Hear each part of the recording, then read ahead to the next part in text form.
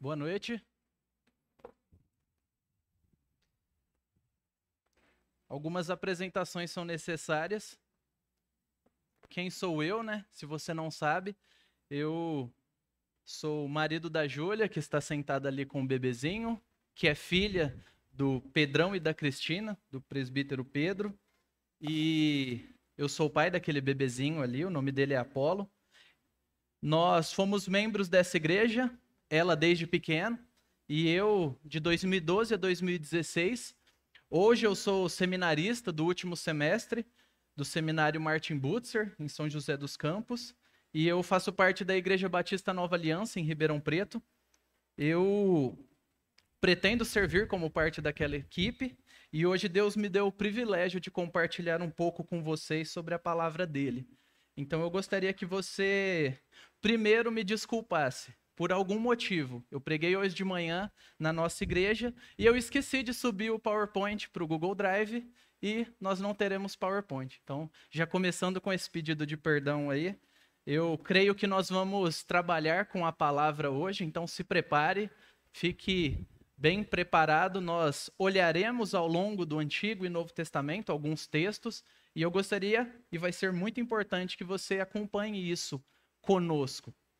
Vamos orar? Feche seus olhos, ore por você, ore por mim, ore por todos aqueles que estão em casa, para que a palavra cative, transforme e motive cada um de nós. Senhor, em nome de Jesus, nós nos voltamos para Ti, que é de fato a essência da nossa vida. O Senhor é aquele que nos nutre, que nos salvou.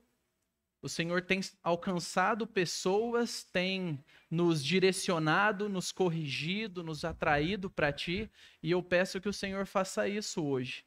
Que o Senhor desperte as nossas mentes e corações, que o Senhor nos mostre aonde temos errado, que o Senhor mostre a beleza da Tua palavra para nós, e que o Senhor nos dê convicção para andar de modo que Te agrade. Eu peço que o Senhor abençoe a Igreja Presbiteriana Filadélfia, abençoe cada irmão que está aqui, cada irmão que está em casa. Eu oro de forma especial pela família do pastor Wagner, que está reclusa nesse momento, que o Senhor os alcance com graça, e todos aqueles que estão se recuperando de qualquer doença ou de qualquer dificuldade física. Nos dê um bom tempo aqui, ó Deus, alegre o nosso coração e nos mostre um pouco da beleza do Senhor para que sejamos transformados aqui essa noite. Assim eu oro pelos meus irmãos e por mim. Me capacite, ó Deus, a ser fiel na pregação da Tua palavra. Em nome de Jesus. Amém. Eu costumo andar, então eu vou andar. Não se preocupem. Os últimos 2 anos não foram fáceis para ninguém, não é? A pandemia, surpresas, inúmeros desafios. O IPVA esse ano que veio com um grande aumento também. Mas como você está hoje? Você tem parado para pensar como você está? Quais são suas preocupações aqui hoje? Seus sonhos? Ou suas dores, seus lamentos? Como está a sua família? Como está a sua conta bancária? Como está a sua saúde? Como está a sua fé? Hoje eu gostaria de te encorajar a caminhar comigo, nós juntos pelas Escrituras, e descobrir ou relembrar uma das verdades que são incríveis quando nós olhamos para a palavra de Deus. Deus quer nos ver felizes, alegres, plenos, satisfeitos nele. Não se engane, isso pode parecer óbvio, mas vamos caminhar pela Bíblia, pela palavra de Deus, para confirmarmos isso e o que isso quer dizer para nós. E eu gostaria de começar perguntando: o seu problema é querer ser feliz demais ou querer ser feliz de menos? É bem provável que cada um de nós aqui pensemos que nós queremos ser felizes demais. E às vezes nós nos atrapalhamos. O pecado é um desvio, é um erro nesse caminho. Mas eu quero dizer para você que é muito mais sério que isso. Nós não só não queremos ser felizes o bastante, como nós queremos fazer do jeito errado. Esse é o nosso problema. E é por isso que muitas vezes a nossa percepção é que a vida escorre pelos nossos dedos. E a gente não aproveitou como deveria. E o autor das Crônicas de Nárnia, C.S. Lewis, ele proferiu algumas palestras e transformaram em livro. E o nome desse livro, que tem essa citação, é O Peso de Glória. Ele diz assim, preste atenção. Se hoje a noção de que é errado desejar a nossa felicidade e esperar ansiosamente gozá-la esconde-se na maioria das mentes, afirmo que ela surgiu em Kant ou nos estoicos, mas não na fé cristã. Na realidade, se considerarmos as promessas pouco modestas de galardão e a espantosa natureza das recompensas prometidas nos evangelhos, diríamos que nosso Senhor considera nossos desejos não demasiadamente grandes, mas demasiadamente pequenos. Somos criaturas divididas, correndo atrás de álcool, sexo e ambições, desprezando a alegria infinita que se nos oferece, como uma criança ignorante, que prefere continuar fazendo bolinhos de areia numa favela, porque não consegue imaginar o que significa um convite para passar as férias na praia. Contentamo-nos com muito pouco. Essa é uma das citações mais marcantes que eu já vi de alguma literatura, porque ele chega no cerne da questão. E o cerne da questão é: você quer ser feliz, mas você não é feliz do jeito que você gostaria. E o que aconteceu no meio do caminho que atrapalhou isso? O que aconteceu em você, o que aconteceu ao seu redor, que fez com que as coisas se desestabilizassem? Você sabe que é a queda, mas mais especificamente dentro de você. Você acha que Deus não tem te dado o que você precisa? Reflita um momento. Seja sincero. Você está frustrado pensando que Ele não te deu o bom da vida. Sabe aquela coisa boa, aquilo que é realmente bom, que você busca? Será que você está frustrado, brigando com Deus, como se Ele realmente não te desse aquilo que vale a pena? Como se fosse um pai indisposto, não tão bom assim. Afinal, Ele não te dá aquilo que você gostaria, na hora que você gostaria, do jeito que você gostaria.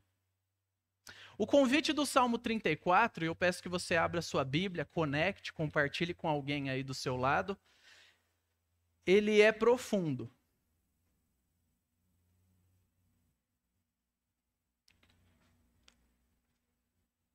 Salmo 34, nós vamos ler 2 versículos.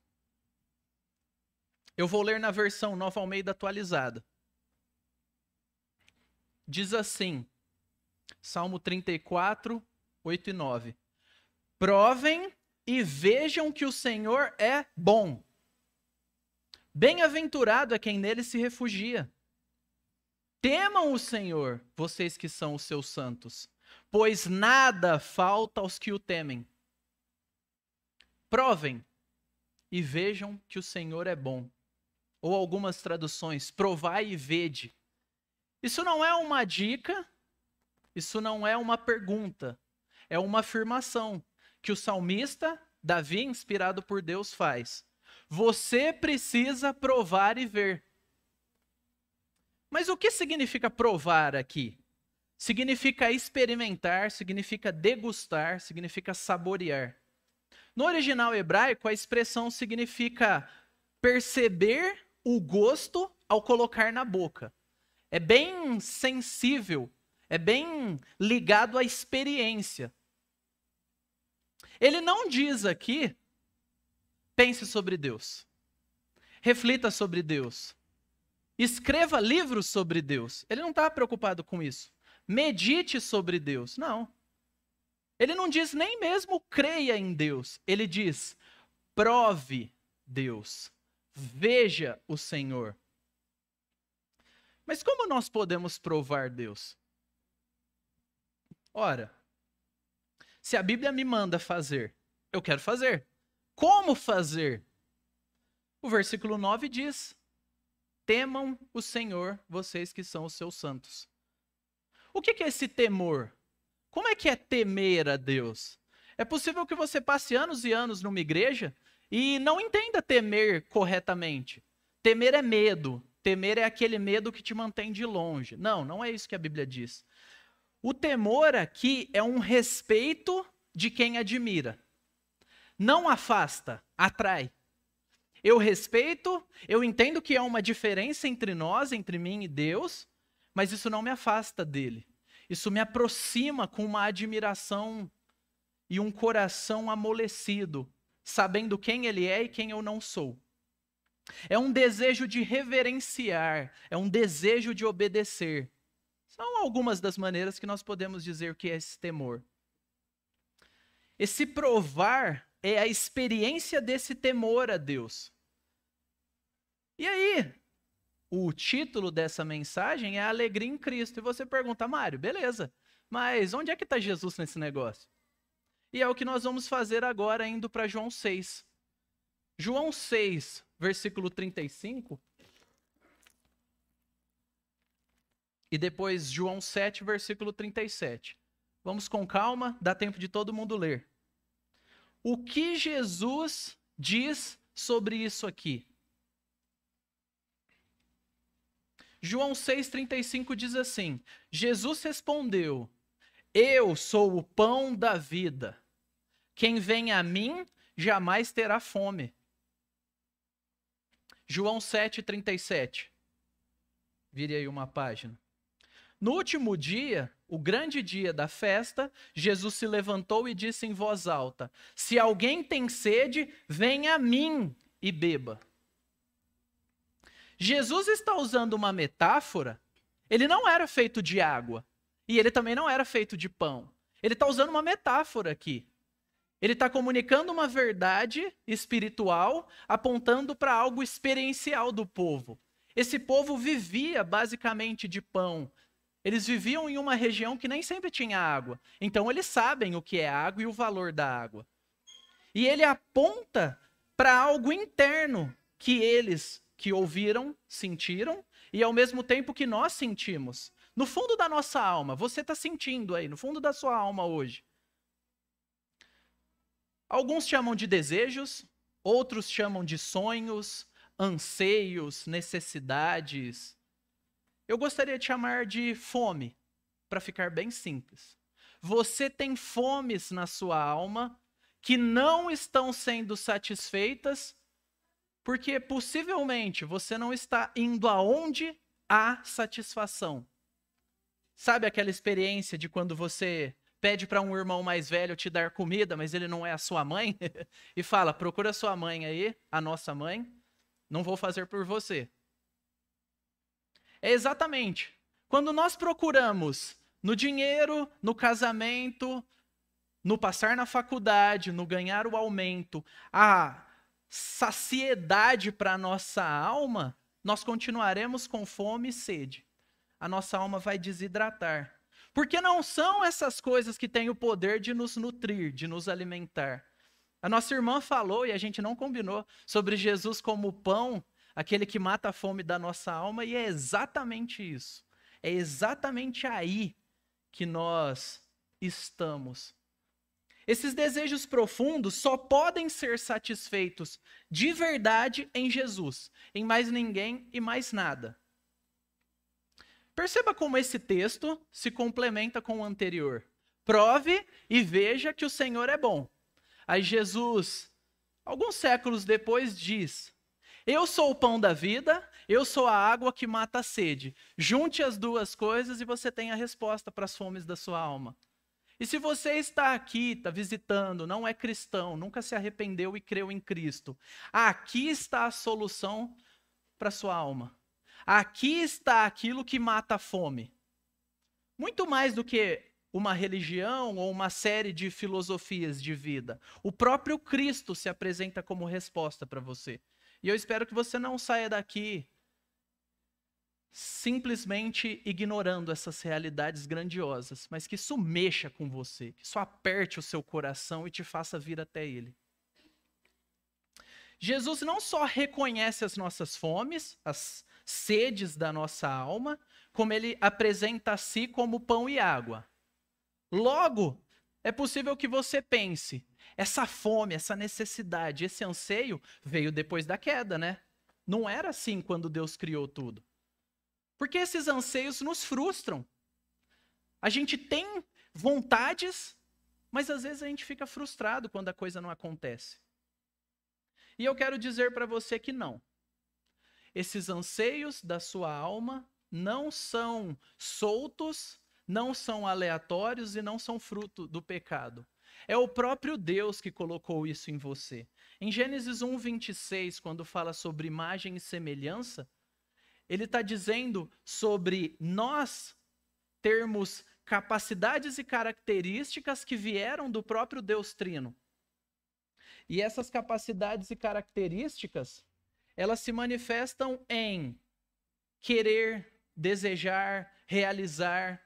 Essa necessidade que você tem de criar alguma coisa, de aprender alguma coisa, de postar algumas coisas nas redes sociais, isso é fruto do próprio Deus que colocou em você. O Salmo 37:28 diz: o Senhor ama o juízo ou a justiça. O que é isso? Está falando sobre algo que Deus valoriza. Deus ama. Você ama, eu amo porque Deus ama. Naum, capítulo 2, versículo 3 diz: o Senhor é tardio em irar-se, mas grande em poder, e jamais inocente o culpado. Aqui não é simplesmente Deus olhando para o problema e falando, vou resolver. Não. Ele é grande em poder, ele não inocenta o culpado. Ele tem sentimentos ali que se manifestam. E ele colocou isso dentro de nós, e o próprio Cristo reconhece isso. Então, muitas vezes, aquilo que está corroendo a sua alma por dentro, essas frustrações, esses sentimentos, essas dores, muito provavelmente está acontecendo porque você não está se saciando em Cristo. E é possível que para nós cristãos, inclusive, de anos de igreja, nós coloquemos a nossa esperança em outras coisas que não matam a sede e a fome da nossa alma, e assim nós vivemos frustrados. E para matar a fome da sua alma, o próprio Cristo encarnou, ele morreu, ele ressuscitou, comprovando que ele era quem ele disse ser e nos dando segurança para poder confiar nele. E existem 3 desejos profundos que todo ser humano tem. Todos nós temos. E se esses desejos não são resolvidos e satisfeitos em Cristo, eles têm um potencial para nos destruir emocionalmente, nos destruir espiritualmente. Nós vamos ficando debilitados e perdendo a esperança. E o primeiro desejo é o desejo por amar e ser amado. Romanos 5. Abra sua Bíblia, por favor.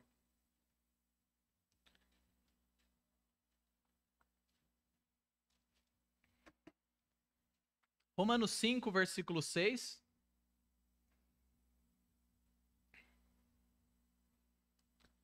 Porque Cristo, quando nós ainda éramos fracos, morreu a seu tempo pelos ímpios. Nós éramos os ímpios. Dificilmente alguém morreria por um justo. Embora por uma pessoa boa, alguém talvez tenha coragem para morrer. Agora preste atenção no versículo 8. Isso é palavra de Deus para você. Mas Deus prova o seu próprio amor para conosco, pelo fato de Cristo ter morrido por nós, quando ainda éramos pecadores. O que é isso? É o maior ato de amor de Deus que aconteceu em toda a realidade, em todo o universo. O próprio Deus provando algo. Ele não precisava provar nada. Ele é quem ele diz ser. Mas ele ainda prova o seu próprio amor para conosco. Você e eu não merecemos que ele prove nada. Ele já nos dá vida, existência. Se você está respirando agora é porque o próprio Deus está te dando isso. Mas ele prova o seu amor para conosco. Você quer amor, não é? Você anseia por amor. Os solteiros, os casados, os jovens, os idosos, Todos nós ansiamos por amar e por sermos amados. Olha esse texto. Olhe para a cruz. Por que Jesus faria isso por gente como nós? A não ser amor. Você, preste atenção. Isso é para chocar você. Você nunca fez e você nunca fará nada para merecer o amor de Cristo por você. Ok? Não importa. Isso é uma verdade para aquecer seu coração nesse domingo chuvoso. Você nunca fez e você nunca poderá fazer nada para que o próprio Cristo te ame. O que isso significa? Significa que você não pode fazer nada para que ele te ame menos também. E você não vai fazer nada para que ele te ame mais, porque em Cristo o próprio Deus Trino nos ama tudo. É a única palavra que eu achei adequada para falar. Deus nos ama tudo. Tudo que há para amar em Cristo, se você é filho de Deus, se você é cristão, está disponível a você plenamente, irrestritamente. Deus não está segurando nada de você em Cristo. Ele se entrega a você em Cristo. Isso é libertador. Você não precisa servir em mais ministérios para ser mais amado. Você não precisa fazer mais, trabalhar mais, ganhar mais, contribuir mais. Esse amor, ele é suficiente, ele é exatamente o que você precisa. Sabe aquele medo por fracasso? Aquele medo mesmo, do que vai acontecer amanhã?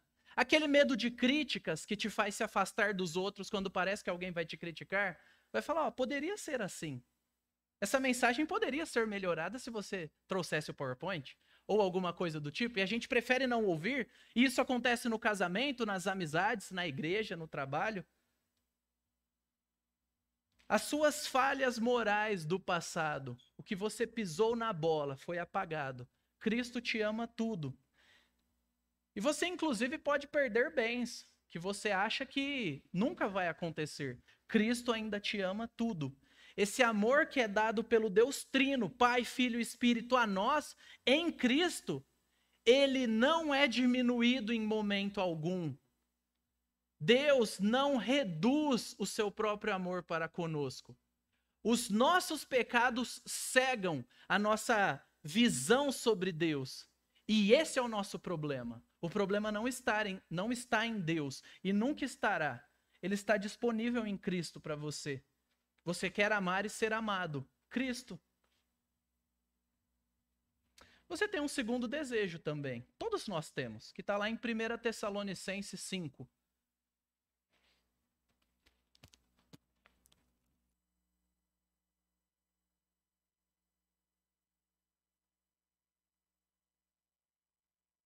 Tessalonicenses 5, versículos 9 e 10. Obrigado, Luciano. Olha o que Deus diz.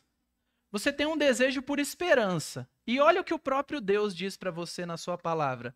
Porque Deus não nos destinou para a ira, mas para alcançar a salvação mediante nosso Senhor Jesus Cristo, que morreu por nós para que, quer vigiemos ou estar vivo, quer durmamos, estarmos mortos, vivamos em união com Ele. Você foi unido a Cristo de uma forma que não dá para arrancar você da mão do seu Salvador. E Jesus é invencível. Ele já venceu a morte e deixou bem claro. Então nada, nem você pode se estragar a ponto de Deus não te querer. Amém? Se isso não te trouxer esperança, você precisa mastigar mais essa verdade. Você precisa refletir.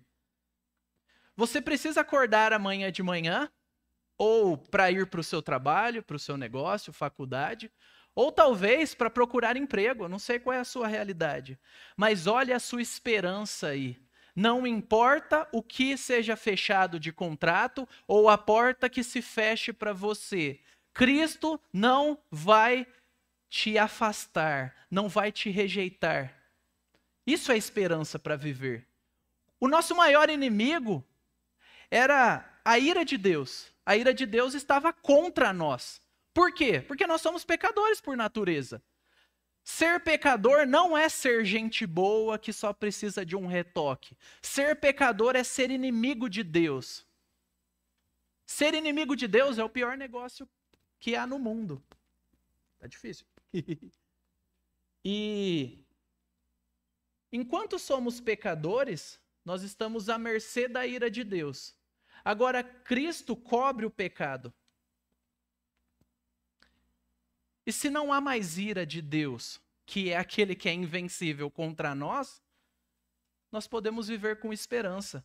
Se você, irmão, se você cristão, se você, minha irmã, recebeu o perdão dos pecados em Cristo, você tem esperança para vencer qualquer coisa.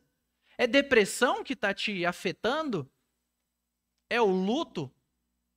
São as finanças? Filhos que rejeitaram a Cristo?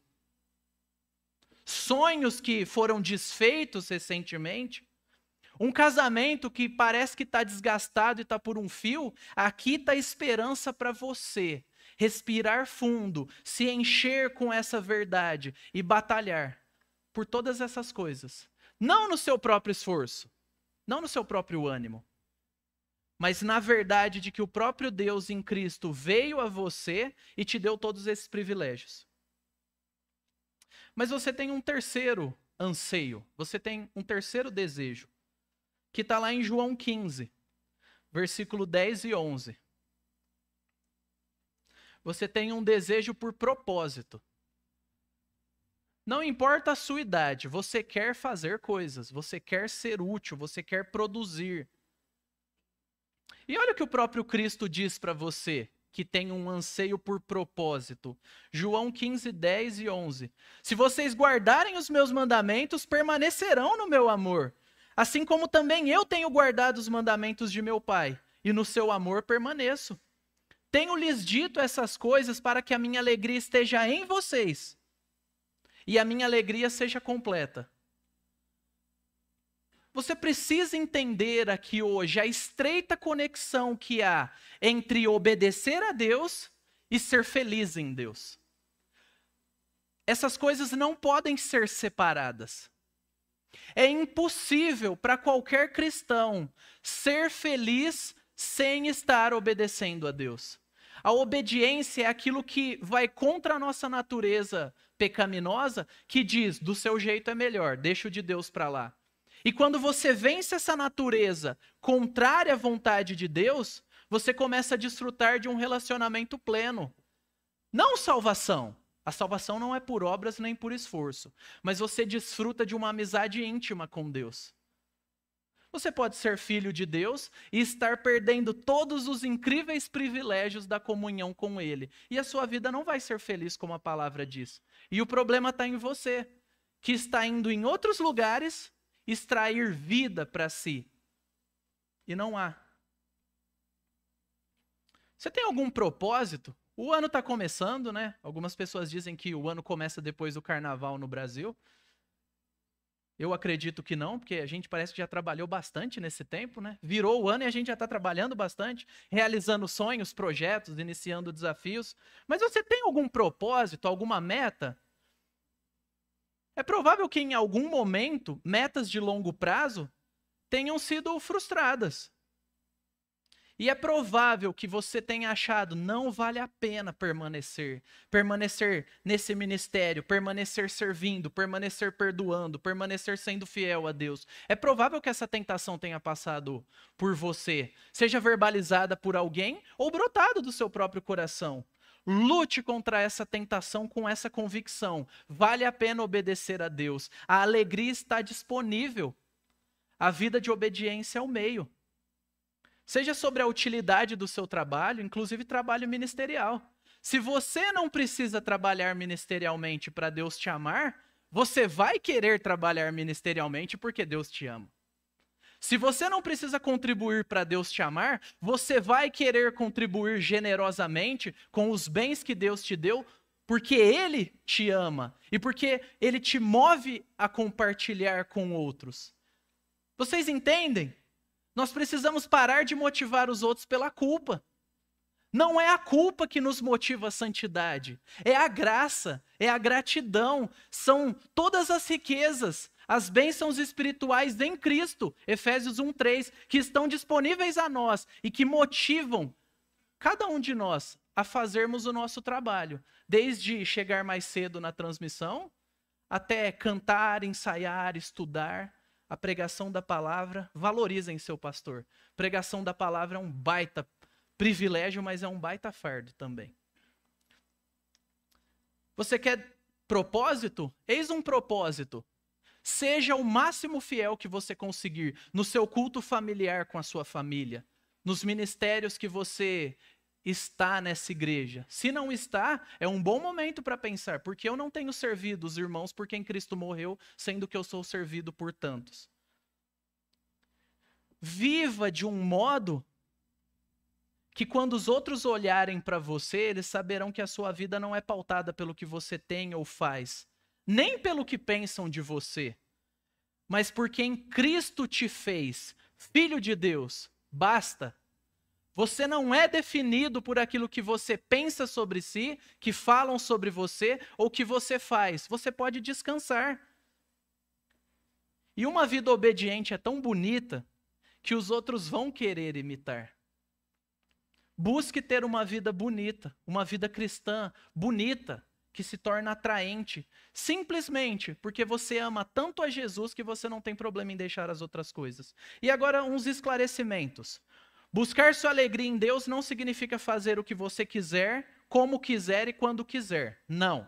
Buscar sua alegria em Deus significa se voltar para a palavra, obedecer a Deus, e essa alegria por obedecer e por amá-lo, por cultuá-lo, vai te transformar de dentro para fora. Então sua alegria não é o que você pensa carnalmente. Deus existe para me fazer feliz. Não. Mas Deus em Cristo e sua palavra me fazem ser feliz nele. Se você quer ser feliz, meu irmão, a alegria de Cristo está disponível para você. Se volte para a palavra, se volte para a oração, se volte para a comunhão com o povo de Deus. Não basta palavra e oração na sua casa. Você precisa do povo de Deus para te motivar, para mostrar como é Cristo. A igreja aponta Cristo. O pecado é o maior destruidor de alegrias. O seu e o meu problema é o pecado. E a gente precisa lutar contra ele, inclusive como igreja. Segundo ponto, alegria não é opcional. Deus manda que você se alegre. Abre em Deuteronômio 28, por favor. Deuteronômio 28.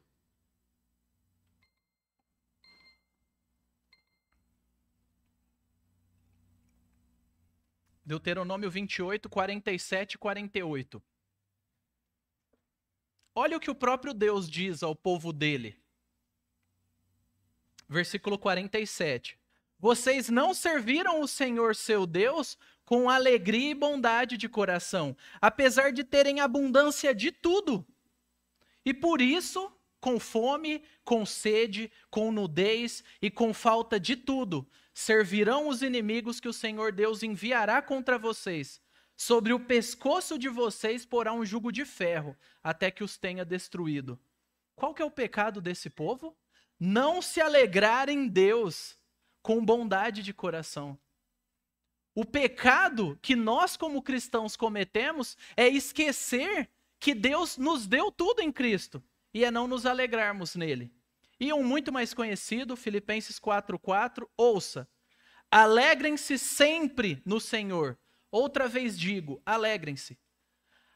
A sua alegria é uma ordem do Senhor para você. Você foi comandado por Deus para se alegrar nele. Você não tem o direito de não se alegrar nele por causa de tudo que ele fez em Cristo. Amém? Isso é um presente para cada um de nós.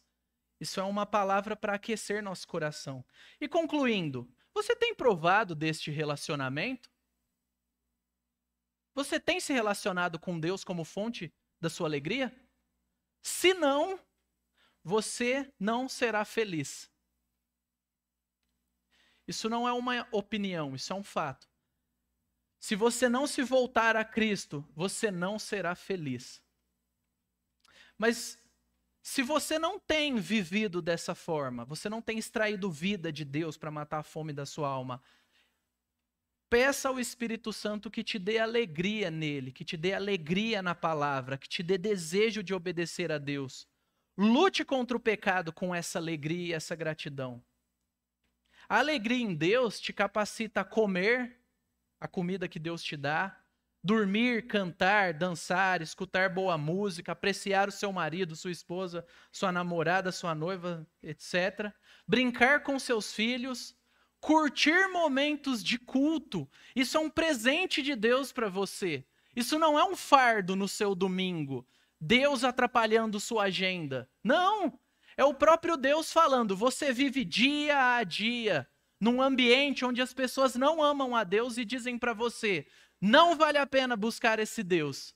Você vive todo dia sendo bombardeado. E o domingo é aquela amostra grátis da eternidade que Deus te dá para lembrar das coisas que são realmente importantes.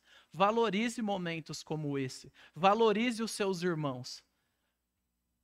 As ferramentas virtuais são boas e são melhores do que nada.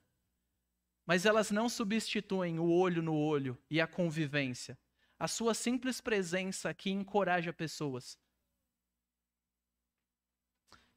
Agora, o que você pode fazer de prático hoje? Vá para sua casa, coma com alegria aquilo que o Senhor te dá. Arrume a sua roupa para o trabalho amanhã com alegria, porque é o trabalho que Ele te dá. Converse com os seus filhos sobre o quanto você é grato pela vida deles, com a sua esposa. Se alegre naquilo que o Senhor dá. Respire fundo, durma em paz e comece amanhã a batalhar pela sua alegria. Deus fez tudo isso para que através dessas coisas você se alegre nele, você o louve, você o ame e você viva uma vida feliz. John Piper diz uma frase que eu acho que resume tudo isso. Deus é mais glorificado em nós quando estamos mais satisfeitos nele. Você quer glorificar a Deus? E se você é cristão e está aqui, eu acredito que você quer. Seja mais satisfeito nele. Feche seus olhos.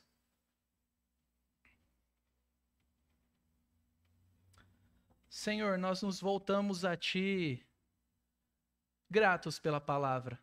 A Tua palavra é perfeita, a Tua palavra é vida para nós. A Tua palavra nos nutre, nos corrige, nos direciona. Eu Te agradeço pela vida dessa igreja. Eu Te agradeço porque ao longo de mais de 40 anos ela tem sido luz aqui, com todas as dificuldades que todas as igrejas enfrentam. Os pecados de cada um de nós atrapalham o progresso, mas a Tua graça vence as nossas dificuldades. E nós cremos, ó Deus, Pai, Filho e Espírito, que o Senhor trabalhará em nós e nos levará um dia para a eternidade contigo. Fortalece a fé dos meus irmãos, ó Deus. Eu te peço, por aqueles que não te conhecem e estão aqui, seja de anos de membresia, seja pessoas que são convidados de alguém, que o Senhor constranja cada coração que não te conhece com a tua graça. Que o Senhor atraia eles para ti. Que a beleza do sacrifício de Cristo brilhe sobre essas pessoas. Que elas se tornem filhas tuas. E que haja alegria no meio do teu povo por isso. Nos ajude, ó Deus. Nós sabemos que a alegria é fruto do teu Espírito. Nos encha com o teu Espírito. Enche essa igreja de alegria no Senhor. E que os bons frutos que essa igreja produzir deem glória ao Senhor e deem mais alegria aos meus irmãos. Isso é o que eu peço por eles. Isso é o que eu peço pelas igrejas que te amam e que te servem. E eu peço por cada um de nós. Em nome de Jesus. Amém.